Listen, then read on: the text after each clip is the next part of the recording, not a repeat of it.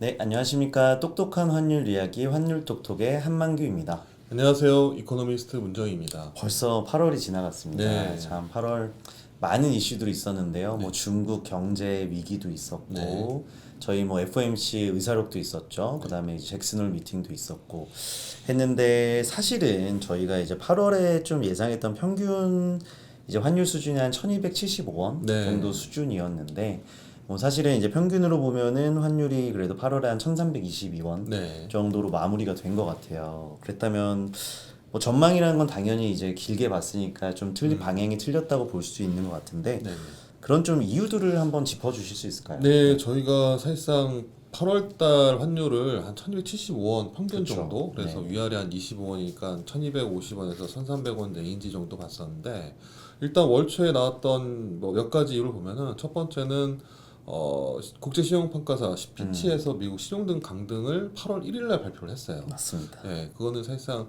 저희가 이제 예측하기 좀 어려웠던 부분이 있었고, 네. 그로 인해서 위험 회피 심리가 좀 고조되고, 오히려 이제 달러 강세를 보이면서 환율이 좀 올라가는 1,300을 넘어섰고요. 그 다음 주에 이제 8월 8일 날이죠.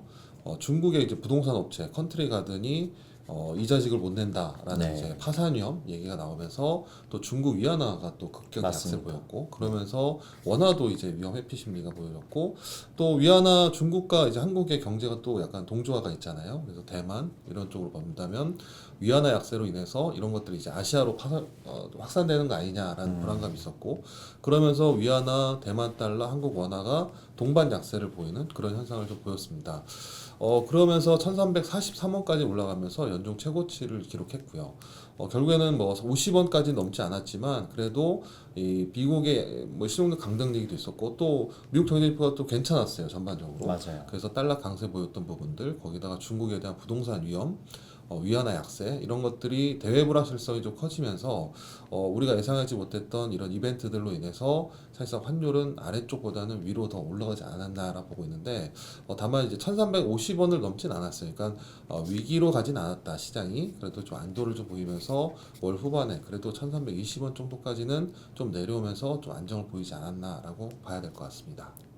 9월에 좀 주목할 만한 이벤트를 한번 네, 정리해 뭐 주시면. 네. 9월에는 뭐 시장에서 가장 주목하는 거는 FMC죠. 그렇죠. 네, 네. 9월 20일 날 있을 예정이고요. 이번에 이제 9월 하순 정도에 있습니다. 20일, 21일 동안 이틀 동안 있죠. 그래서 FMC가 어떻게 이제 연준이 어떤 성향을 보일 거냐. 이번에 또 경제 전망, 수정 경제 전망이 나오기 때문에 SEP라고 하는데, 네. 거기다가 이제 연말 목표 금리가 얼마나 될 거냐라는 부분도 중요하고, 그리고 그 전에 이제 9월 14일 날은 유로 22회의가 있어요. 또 유로는 과연 금리를 올릴 수 있을까라는 부분들.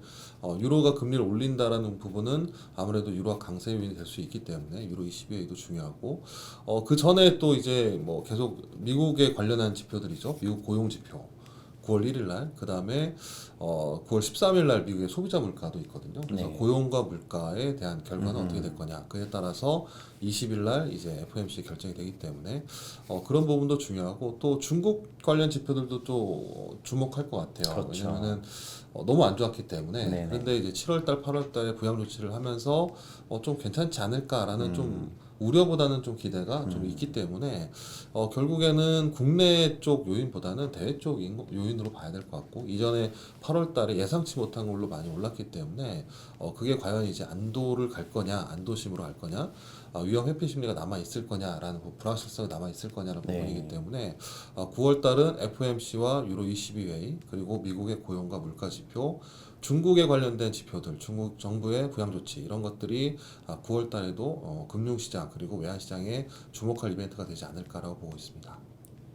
네, 그럼 사실 FOMC를 좀 안 짚고 갈 수는 없는데요. 그렇죠. 이제 뭐 회의록에서는 사실 이번에 8월에 있었던 저희가 의사록을 보면 사실 굉장히 매파적이었어요. 네. 매파적이었지만 또 이제 잭슨홀 미팅을 보면 어느 정도 또 좀 거의 중립적으로 끝에 좀 거의 왔다라고 네. 또 언급한 걸 보니까 지표들 좀 많이 주시를 해야 될 것 네네. 같은데 FOMC 한번 좀 프리뷰 해주실 수 있을까요? 네, FMC, 이번에 FMC는 이제 경제 전망도 나오고, 또 연말 목표 금리도 나옵니다. 네. 6월 달, 매년 이제 3월, 6월, 9월, 12월 네 번에 나오죠.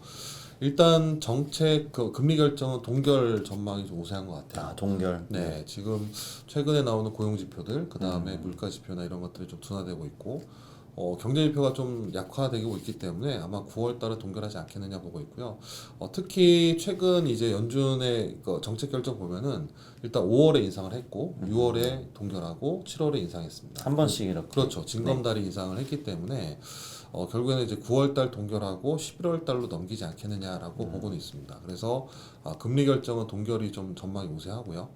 그런데 이번에 경제 전망이 나오죠. SEP라고 하는데 올해 연말 목표 금리를 5.6% 제시를 했거든요. 그러니까 네. 5.5 상당히 달아봤는데 이거를 또 시장에서 신호를 줘야 되기 때문에 시그널을 줘야 되기 때문에 아마 올해나 내년에 연말 목표 금리를 한 0.2% 포인트 정도씩은 올리지 않을까라고 네. 보는 거죠. 한 번 더를 제시한다고 하더라도 매파적이다라고 평가하겠지만 그게 뭐 시장에 미치는 영향은 상당히 좀 제한적일 것이다. 어차피 막바지기 때문에 네네. 그렇게 본다면 아마 미국 국채금리나 달러 강세는 FMC 이후 전후로 해서 일시적인 강세를 보이지 않느냐. 뭐 지속적인 강세보다는 그렇게 보고 있고 오히려 FMC 끝나면 이벤트가 소화되기 때문에 또 시장은 또 다시 좀 안도 랠리를 좀 보일 수 있지 않을까라고 보고 있습니다. 네. 저희가 이제 중국 이슈는 저희랑도 가까운데 이게 좀 이렇게 되게 들리는 거에 비해서 그 심각성에 비해서 또 반응이 좀 미적지근한 것 같기도 네, 하고 맞습니다. 네. 혹시 괜찮은 건가요? 중국? 네, 일단 중국은 사실상 시장의 기대는 이미 많이 낮아졌어요. 네. 그러니까 사실상 어느 정도냐면은 무너지지만 않으면 된다라는 그 정도까지도 온 것 정도만. 같아요. 네. 더 나빠지지 않으면 좋겠다라는 그런 정도의 심리라는 거죠. 그래서 달라진 부분은 사실상 7월달, 8월달에 들어서 중국 2분기 GDP 나오고 뭐 마이너스 물가, 그러니까 네. 디플레이션 얘기 나오면서 7월 말에 중국의 공산당 대회에서 정치국회죠. 거기서 내수 진작 얘기를 했어요. 또 네. 부동산 부양 얘기, 규제 완화 얘기를 했고 그 다음에 8월달에 들어서는 유동성 지원을 조치를 했어요. 뭐 1년짜리 MLF 금리를 낮춘다든가 아니면 대출 우대 금리를 낮췄죠. 물론 금리 인하 폭은 크진 않았어요. 그래서 시장에서는 왜 이거밖에 안 하지라고 하지만 나름 중국 정부는 뭔가를 하고 있다라는 거죠. 거기다가 8월 말에 중국 정부가 또 증시 부양 카드를 좀 꺼냈어요. 그러니까 증시 주식 거래에 있어서 인지세를 인하했거든요. 거기다가 10월부터는 증권사의 지급 준비율 인하 카드도 꺼냈어요. 그러니까 실제로 중국 정부는 할 수 있는 카드를 조금씩 다 꺼내고 있다라는 거죠. 그렇기 때문에 사실상 경제 지표가 물론 여기서 뭐 확 좋아진다라고 보기는 어렵지만 물론 카드가 강하진 않았기 때문에 근데 저희가 봤을 때는 더 나빠지진 않을 것 같다라는 거죠. 그리고 네네. 또 지금 부동산 부실에 나왔던 얘기들, 뭐 헝다그룹이나 컨트리가든이나 뭐 완다나 이런 애들이 전체적으로 다 부실하다는 걸 다 까였다는 거죠. 시장에 다 나왔다는 거죠. 그렇기 때문에 오히려 그런 것들은 오히려 기대가 낮기 때문에 중국 정부가 어떤 카드를 꺼냈을 때 오히려 시장은 나빠지지 않을 수 있겠다라는 기대 심리로 이어질 수 있다라기 때문에 그런 부분은 오히려 위안화에는 좀 과도한 약세는 좀 되돌림이 있는 반등하는 그런 모습이 나오지 않을까라고 보고 있습니다. 결국은 이제 중국에 대한 기대감 자체가 좀 낮기 때문에 그렇죠. 여기에 조금만 이렇게 카드를 탁탁탁 꺼내도 반응이 좋은 거네요. 그렇죠. 그래서 이게 오히려 심각하지 않을 수 있다. 네. 뭐 이렇게 정리를 한번 해주셨고 그렇다면 저희 이제 9월 전망 한번 말씀해 주시면. 네, 사실상 이제 최근에 7월달, 8월달 보면은 7월달 같은 경우는 달러가 되게 약했죠. 네. 그러면서 환율이 1267원까지도 갔었고, 근데 8월달에는 예상치 못했던 불확실성들 때문에 환율이 많이 올랐어요. 네. 근데 9월 달도 지금 저희가 말씀드린 것처럼 이벤트도 있고 미국에 대한 얘기, FMC, 그다음에 중국 경제, 정부 정책 이런 것들 감안했을 때 9월 달은 8월과 조금 또 다를 수도 있을 것 같아요. 다만 이제 예상치 못한 또 다른 이벤트가 나올 수 있기 그럴 수 때문에 있죠. 네, 그리고 경제 자체가 상당히 좀 아직은 취약하기 때문에 하방도 강하진 않을 것 같다. 그런데 8월과 같은 과도한 이제 환율 상승은 좀 그렇게 나오진 않을 것 같다라고 보는 거죠. 그래서 8월달 저희가 달러 환율은 7월, 8월 달 정도의 환율 레인지 움직일 것 같아요. 그래서 1275원에서 1335원, 평균으로는 한 1305원 정도 되는데 이 1303원이 200일 이평선입니다. 그러니까 중요한 선이거든요. 그래서 8월 달에 과도하게 올라갔던 게 다시 장기 추세선으로 다시 내려오면서 안정을 보인다면 아마 75원에서 1335원 정도 레인지 움직이지 않을까라고 보고 있고요. 유로 환율은 유로와 원화가 좀 동조화 흐름을 보인다면 하단은 1380원에서 상단 1460원 정도. 엔원 환율은 엔이 여전히 좀 약해요. 네. 그래서 8월 달에 이어서 9월 달에도 하단 890원 정도, 그다음 상단은 940원을 넘기긴 좀 어렵지 않을까라고 보고 있습니다. 네, 이상으로 똑똑한 환율 이야기 환율 똑똑이었습니다. 감사합니다.